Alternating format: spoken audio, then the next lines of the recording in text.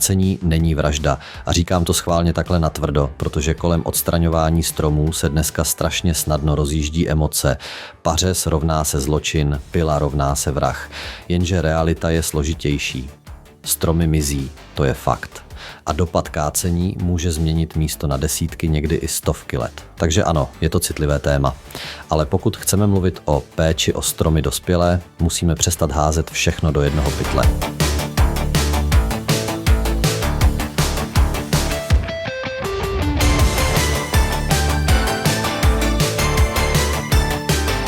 Dneska si kácení rozdělíme podle 4 věcí. Podle věku stromu, podle účelu, podle rozsahu zásahu a podle konfliktu s využitím prostoru. Protože kácení mladých stromů může být úplně normální a dokonce přínosný management. Zatímco kácení dospělých a hlavně senescentních stromů dlouhověkých druhů může být ekologická katastrofa. Obdobně protestování proti kácení stromů může být jak zásadní obrana životního prostředí, tak i nezodpovědné hazardování s rizikem a spolitizovaný greenwashing. Tak pojďme na to. A zkusíme se na kácení dívat ne jako na ideologii, ale jako na rozhodování, které má mít hlavu a patu.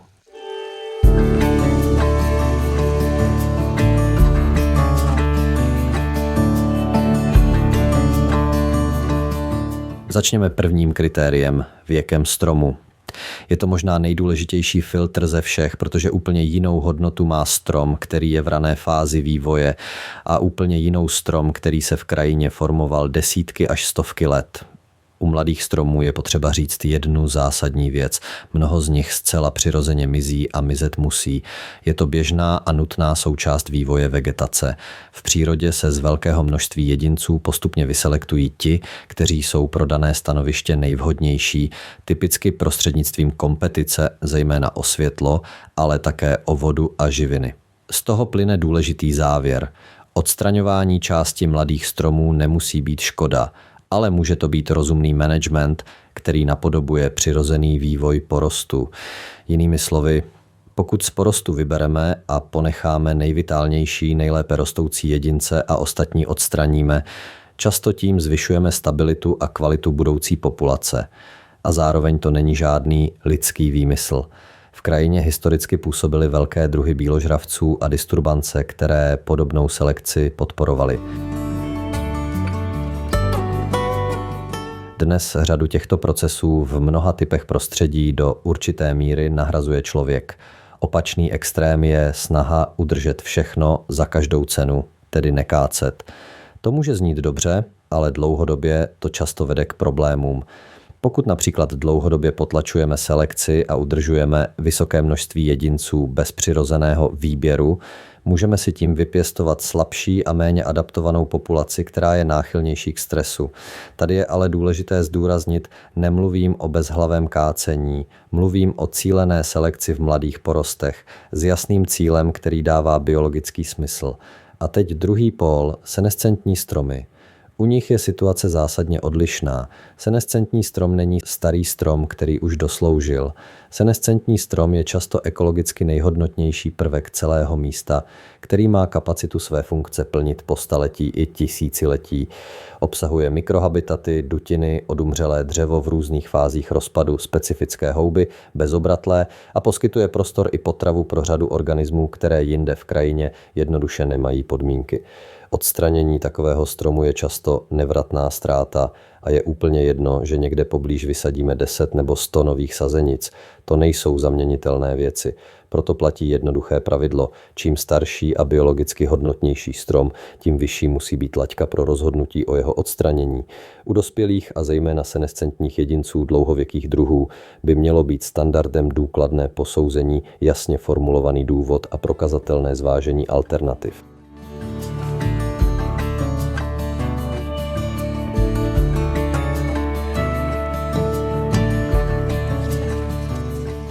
Druhé kritérium je účel kácení. To je důležité, protože stejný zásah může mít úplně jiný efekt podle toho, proč se děje, a také podle toho, zda je součástí promyšleného hospodaření nebo jen rychlého řešení bez širšího kontextu. Nejčastější asociace, která lidi napadne, je kácení stromů pro dřevo. A to je v zásadě v pořádku. Stromy se přirozeně vyvíjejí v porostech, kde probíhá dlouhodobá konkurence a postupná redukce počtu jedinců. Z tohoto pohledu není jejich kácení proti přírodě. Je to forma využívání obnovitelné suroviny, pokud je prováděna v přiměřeném rozsahu a s respektem k funkcím porostu a krajiny. Současně je ale potřeba říct i druhou věc. Kácení pro dřevo by nemělo být jediným argumentem, proč stromy kolem sebe máme. Stromy nejsou pouze zásobárna materiálu. Jsou to prvky, které vytvářejí mikroklima, stabilizují prostředí, zadržují vodu, poskytují stín, snižují extrémy teplot a mají zásadní ekologickou hodnotu. Pokud strom vnímáme jen jako budoucí prkna, ztrácíme polovinu obrazu. Druhý častý účel je odstraňování stromů, které jsou označeny jako rizikové. Tady je vhodné být velmi přesný. Riziko není nálepka. Riziko je kombinace pravděpodobnosti selhání a následků a obojí musí být posuzováno v konkrétním místě, v konkrétních podmínkách s ohledem na využívání okolního prostoru. Zároveň platí, že ne všechno, co je na stromě odlišné, automaticky znamená zvýšené riziko. Dutiny, suché větve, deformace, plodnice hub, to všechno jsou signály, které mohou znamenat různé věci. Někdy skutečně ukazují na sníženou stabilitu, jindy jsou jen součástí přirozeného vývoje a biologické hodnoty stromu. Tím jsme se zabývali v předchozím videu. Je také dobré připomenout, že pravděpodobnost, že člověka usmrtí strom, je v běžných podmínkách extrémně nízká. V praxi často pracujeme spíše s tím, jaké množství rizika je společensky přijatelné, než s tím, že by stromy obecně představovaly významnou hrozbu. A tady se dostáváme k důležitému principu. Cílem by nemělo být odstranit všechny stromy, u kterých existuje nějaká nejistota, ale hledat přiměřené způsoby managementu. Někdy je řešením redukce koruny, úprava provozu pod stromem, technická stabilizace nebo pravidelnější kontrola. Kácení má být až poslední možnost, ne první volba.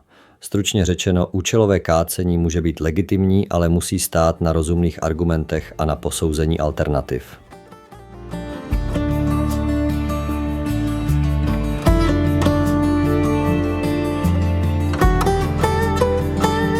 Třetí kritérium je rozsah zásahu. A právě tady se často rozhoduje o tom, jestli je kácení rozumný management nebo zásah, který zbytečně poškodí prostředí na dlouhou dobu. Kácení je jednou z forem řízení stromové populace. To znamená, že by mělo odpovídat tomu, jaké druhové, věkové a prostorové složení stromy v dané lokalitě mají a také tomu, jakou funkci má místo plnit. Jinak se bude postupovat v porostu, jinak v parku, jinak ve stromořadí, jinak na břehu vodního toku. Proč jsou plošné zásahy problematické?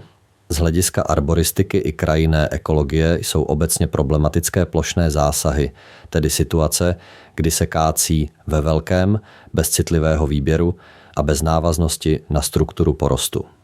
Typickým příkladem jsou plošné rekonstrukce parků nebo stromořadí, kdy se pod záminkou obnovy odstraní velká část stromů naráz.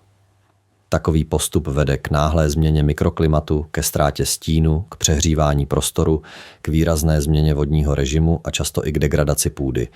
A hlavně, i když se okamžitě vysadí nové stromy, vzniká časová propast, kterou nelze rychle překlenout.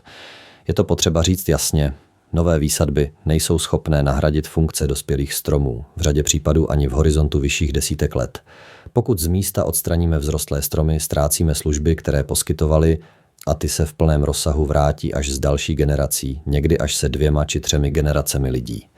Proto je z hlediska rozsahu zásahu vhodnější přístup, který pracuje s postupnou obnovou, s mozaikou věkových tříd a s výběrovými zásahy.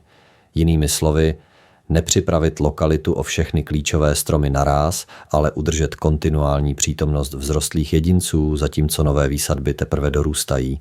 A ještě jedna poznámka. Není to o tom, zda na zásah existuje rozpočet nebo dotační titul. To, že je na něco vypsaná dotace, samo o sobě nevytváří odborný důvod, proč to dělat plošně. Správně má nejdříve existovat cílový stav, analýza stromové populace, plán managementu a teprve potom rozhodnutí o rozsahu zásahu. Stručně řečeno, přiměřený rozsah je takový, který udržuje kontinuitu stromové struktury a minimalizuje ztráty funkcí v čase.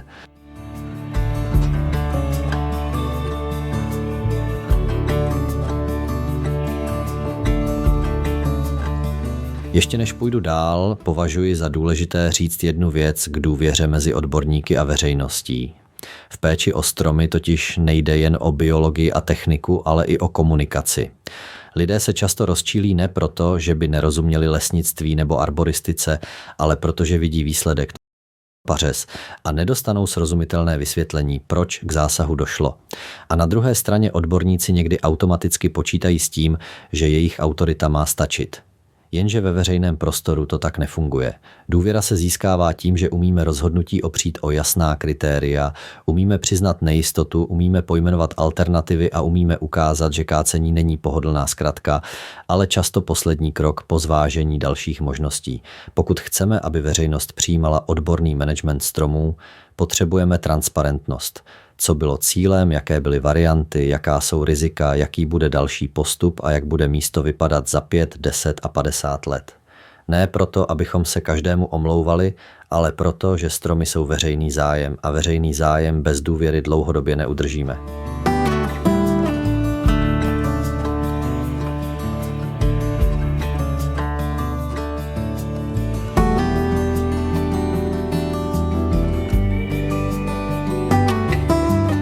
Čtvrté kritérium jsou konflikty. A to je část, která se často poslouchá nejhůře, protože tady nejde jen o stromy, jde o způsob, jakým využíváme prostor. Lidské nároky na krajinu dlouhodobě rostou. Chceme bydlet, rozšiřovat infrastrukturu, jezdit rychleji, parkovat pohodlněji, mít více sítí podzemí a více bezpečnostních odstupů. A strom je z tohoto pohledu prvek, který vyžaduje čas, prostor a toleranci. V praxi proto velmi často mizí stromy nikoli proto, že by byly nebezpečné nebo neudržitelné, ale proto, že překážejí záměru, stavební úpravě, nové komunikaci, rozšíření areálu, parkovacím místům, vedení sítí. A tady je fér říct, že jednoduché řešení často neexistuje. Strom se nedá zmenšit tak, aby současně plnil své funkce a zároveň nepřekážel všemu kolem. Navíc poškození, která mu často při stavebních úpravách uštědříme, se časem projeví na jeho zhoršeném stavu a zvýšeném riziku selhání, což naprosto neprávem zase přičteme jako negativum nikoli lidem, ale stromům. Je to smutné, ale je to realita. Vysoká hustota lidí a jejich nároky na komfort a infrastrukturu přírodu v mnoha místech nevratně poškozují. Pokud chceme stromy skutečně zachovávat, nestačí je mít rádi. Musíme být ochotní měnit i to, jak prostor plánujeme, jaké kompromisy považujeme za přijatelné a jak se jsme ochotni uskromnit ve svých prostorových nárocích. A teď myslím my konkrétně, nejen virtuální a přežraní oni.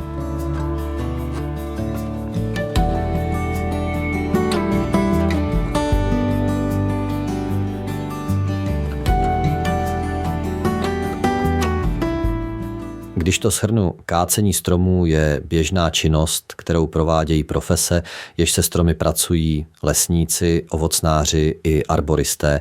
Kácení samo o sobě není morální kategorie. Je to zásah do stromové populace, který může být buď odborně správný, nebo odborně špatný. Právě proto by o něm měli rozhodovat pouze odborníci, kteří dokážou odhadnout jeho efekt a správně naplánovat jeho rozsah a formu. Součástí kácení často bývají výsadby. Ale pozor, to neznamená automatické pravidlo strom za strom nebo dokonce více stromů. V některých případech jeden odstraněný strom, například senescentní jedinec dlouhověkého druhu, nenahradí ani 100 nových výsadeb.